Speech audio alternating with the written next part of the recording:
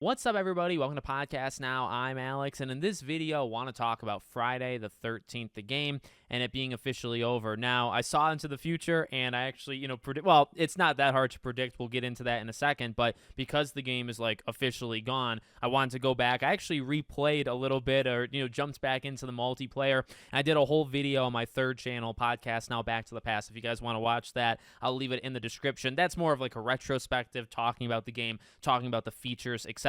For this, I just kind of want to go over the news. And, for those that are maybe caught by surprise, maybe not. So a long time ago, I want to say like a year plus ago, they did announce that this was coming, but I always found their wording kind of weird. And it's why I wanted to do a retrospective on the game, because they talked about how the game will be around at least until New Year's Eve. Okay. The game was delisted, so you couldn't buy it. You couldn't do things like that. But if you had it, you were still able to play it. I played it about a month ago, but in terms of the servers and the multiplayer, now remember, they kind of added to this game, slowly added to this game over time. There is more to this game than just that.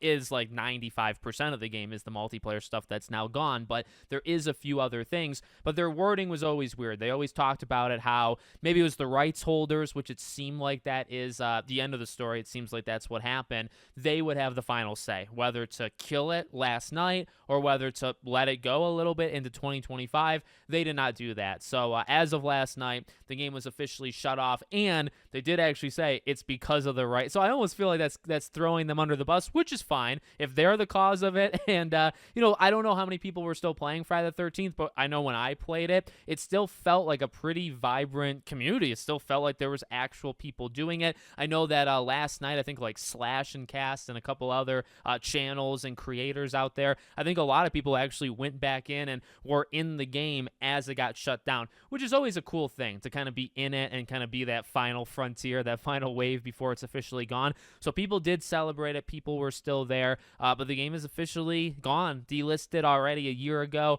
but then also now just shut off. Retrospective wise, I already did that. News wise, it's what we constantly say, right? These games, these kind of relics of the past, eventually their due date comes, and it always sucks to see. Like for me personally, Friday the 13th is such like a complicated game to me. It was one of the biggest things for my channel. Actually, I covered that game back in 2017. I'll never forget it. It has a lot of memories, and I'll love it for a lot of reasons. I'll also kind of despise it for a lot of reasons. It was not a perfect game. It had a ton of flaws, and because of the rights holders and all that stuff, it was very hard to ever really improve upon it. But the game was still a buggy freaking mess a month ago. They never really fixed some of the core problems with this game, but it also was a blast. It was also a game that I know I said in my retrospective, and people are saying that it's actually kind of light. I put in, I think, 83 hours into that game, but of those 83 hours, I want to say about 70 were in the first 2 or 3 months. I mean, I played that game almost 100 hours that first little time, and then I just stopped for years and years and years.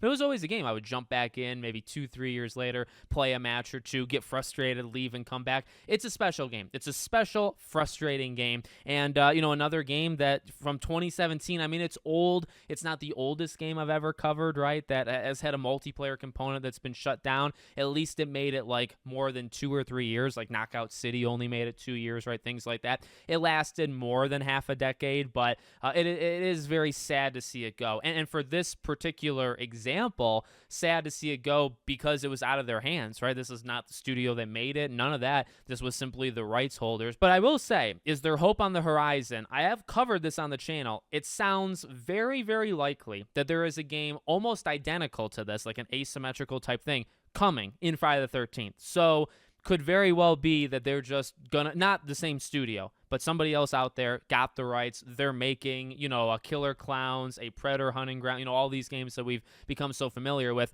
They're doing it again for Friday the 13th, and it might come out, in the next 2-3 years. That's very possible. That might fill the void, that this game has left us. I don't really think that gives them the greatest reason on planet Earth to shut down a game. I'm pretty harsh on games that get shut down, or like reasons why games get shut down. I'm not a big fan. So I don't know if I can ever forgive that, but if there's a game like this that comes out in the next 2-3 years, I think it might hopefully be worth checking out. So let me know what you guys think in the comments. Make sure, as always, you're subscribed to the channel, bell icon turned on. I hope to see you all on the next one.